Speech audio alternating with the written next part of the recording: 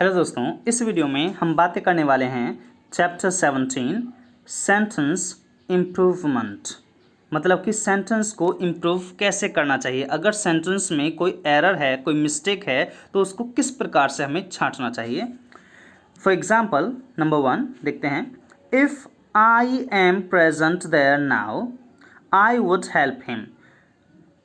जो second part है उसमें वुड का प्रयोग है और जो फर्स्ट पार्ट है उसमें एम का प्रयोग है। तो हमें याद रखना है कि जब इफ़ के साथ अगर सेकंड सेंटेंस में वुड का प्रयोग होता है तो वुड के साथ इफ़ आई वर ये बोलना चाहिए। तो यहाँ पर if I were present there now ये ही सही होगा यहाँ पर। Number 1 I am tired as I am working since 7 o'clock in the morning. याद रखिएगा, जैसे आपको सिंस का प्रयोग मिलता है, सिंस लिखा हुआ मिले तो सिंस के साथ तुरंत आपको वहाँ पर हैव बीन या फिर हैज़ बीन का प्रयोग करना चाहिए। सो आई के साथ हैव बीन का प्रयोग करना है। सो पार्ट सी सही होगा, इसमें ऑप्शन सी सही है। I have been working since 7 o'clock। Number 2 when it was dark they decided to put at an inn। Inn होता है एक तरह से होटल, सराय जिसे आप बोलते हैं। सो पुट एट के बजाय आपको पार्ट बी बोलना है यहाँ पर put up at. Put up miss होता है रहना, कहीं पर ठहरना। सो पुट अप एट बोलना है आपको। Number 3 we should be bound by a code of conduct isn't it. इस सेंटेंस में शुड का प्रयोग किया गया है और इसकी जो क्वेश्चन टैग होगी वो होनी चाहिए शुडंट वी, क्योंकि जब हम क्वेश्चन में शुड का प्रयोग करते हैं तो आंसर भी शुड से होना चाहिए। कैन का प्रयोग करते हैं तो कैन से ही आंसर होना चाहिए। Number 4 a highly improved variety of seeds is available to the farmer these days. A highly improved variety, it's right, of seeds is, क्योंकि वैरायटी की बात करें तो इसलिए इज भी सही है यहाँ पर। अवेलेबल टू द फार्मर ये भी सही है यहाँ पर। द फार्मर मिस होता है, फार्मर का जो ग्रुप है उसकी बात की जा रही है यहाँ पर, these days. So no improvement. Number 5 the boy told his teacher to explain the passage. देखिए, जब हम टू का प्रयोग करते हैं तो टू के साथ हमें टोल्ड का प्रयोग ना करके हमें आस्क्ड का प्रयोग करना चाहिए। The boy asked his teacher to explain the passage, कि बॉय ने अपने टीचर से पूछा या फिर कहा। सो टू के साथ हमें आस्क्ड का प्रयोग करना है, इसलिए पार्ट ए सही होगा यहाँ पर। Number 6 what struck one most was their kindness.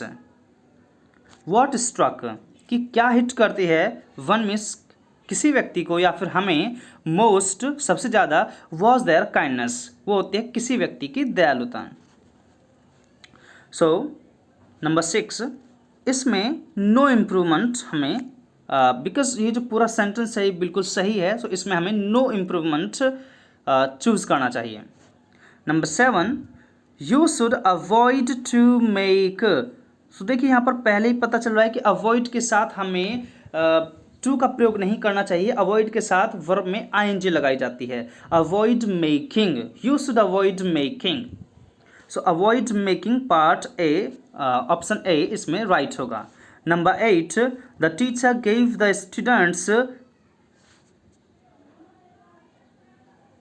Number 8 the teacher gave the students some advice. No improvement, क्योंकि जो एडवाइस है उसके साथ हम सम का प्रयोग कर सकते हैं, बट एडवाइस को हम एडवाइसेस नहीं बोल सकते हैं because it is an uncountable noun, क्योंकि एक अनकाउंटेबल नाउन होती है। इस वजह से हम इसके साथ में एडवाइसेस या एस और यस नहीं लगा सकते। Number 9 if you come across my umbrella anywhere bring it to me can you.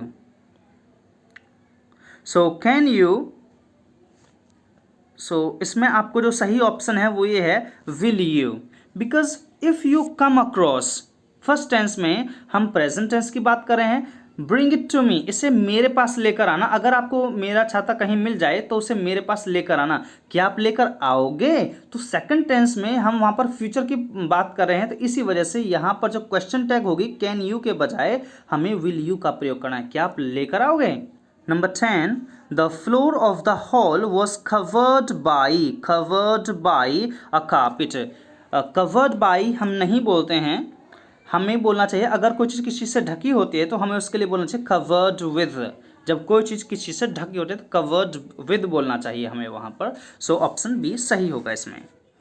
Number 11, the passengers are waiting for the bus outside the bus stand at the main gate for long. जब भी हम for long बोलते हैं या for a long time बोलते हैं तो वहाँ पर या तो हमें so for a long time के लिए हमें वहाँ पर हैव बीन का प्रयोग करना चाहिए, हैव बीन वेटिंग, क्योंकि हम एक लंबे समय से इंतजार करें और समय दिखाने के लिए हमें इज एम आर का प्रयोग नहीं करना चाहिए बल्कि हैज़ हैव बीन का प्रयोग करना चाहिए वहाँ पे।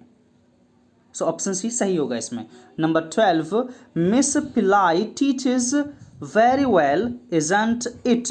इजंट इट हम नहीं बोल सकते हैं क्योंकि हम मिसेस पिलाई की बात कर रहे हैं, मिस पिलाई की बात कर रहे हैं। सो टीचेज का मतलब डू डज की बात करें यहाँ पर। सो टीचेज के साथ अगर हमें इसकी क्वेश्चन टैग बनाने हैं तो वो होगा डजंट सी। मिस पिलाई टीचेज वेरी वेल, मिस पिलाई बहुत अच्छे तरीके से पढ़ाती हैं। डजंट सी, क्या वो नहीं पढ़ाती हैं? Number 13, he has fallen out with the girl he wanted to marry। मतलब जिस लड़के से वो शादी करना चाहता था उसी से वो फॉलन आउट। फॉलन आउट हम नहीं बोलते हैं कभी भी, क्योंकि जब कोई किसी के प्यार में पड़ता है तो हमें बोलना चाहिए he has fallen in love। सो प्यार में पड़ने को बोलना चाहिए हमें fallen in love। Number 14, they are social insects living in communities regulated by definite laws, each member of society bearing a well-defined and separate part in work of a colony। They are social insects, right है। Living in communities, it is also right part, ये भी सही part है। Regulated by definite laws, ये भी सही part है बिल्कुल। Each member of society bearing a well defined and separate part in the work of a colony, ये भी बिल्कुल सही पार्ट है इसका। सो इसमें हम नो इम्प्रूवमेंट चूज करेंगे। Number 15, if the room had been brighter. 1, इसमें हैड बीन का प्रयोग किया गया है जो कि बिल्कुल सही है, क्योंकि रूल के अकॉर्डिंग रूल ये होता है कि इफ़ के साथ अगर हैड और वर्ब की थर्ड फॉर्म दी हुई होती है तो दूसरे टेंस में वुड प्लस हैव और प्लस वर्ब की थर्ड फॉर्म होनी चाहिए। सो यहाँ पर दोनों ही सेंटेंसेस में फर्स्ट पार्ट में हैड प्लस वर्ब की थर्ड फॉर्म दी हुई है और सेकंड पार्ट में वुड हैव प्लस बीन मतलब वर्ब की थर्ड फॉर्म दी हुई है। सो इसमें no improvement. Number 16, I shall be grateful to you if you are of help to me now.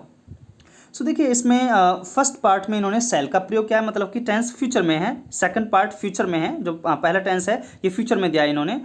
और इफ़ वाला जो टेंस है ये इन्होंने इसमें आर का प्रयोग किया है, if you are of help. हम ऐसे नहीं बोलते हैं कभी भी। सो इसीलिए जो वर्ब की सही फॉर्म है यहाँ पर वो हेल्प होनी चाहिए। If you help me, to भी हटा देंगे यहाँ से। So are of help to ये हटा करके हमें बोलना है if you help me now. ये ऑप्शन इसमें सही होगा। Number 17, the reason why he wrote the letter was because। so was के बाद सीधा because का प्रयोग करें तो ये ही यहाँ पर एरर है। इस एरर को इम्प्रूव करने के लिए हमें पार्ट सी का यूज़ करना है, क्योंकि इसमें that का प्रयोग है। क्योंकि जब हम एक नया सेंटेंस बोलते हैं तो वहाँ पर हमें कंजंक्शन that का प्रयोग करना चाहिए। was that, the reason why he wrote the letter was that। इन्होंने TEH लिख रखा है, ये गलत है, यहाँ इसको करके द सही होगा यहाँ पर। The letter was that was that he could not contact him over the phone. अब ये सही होगा। Number 18, the right to work implies the obligation on the part of the government to give a job to all the unemployed. So each of the unemployed इसमें सही option होगा।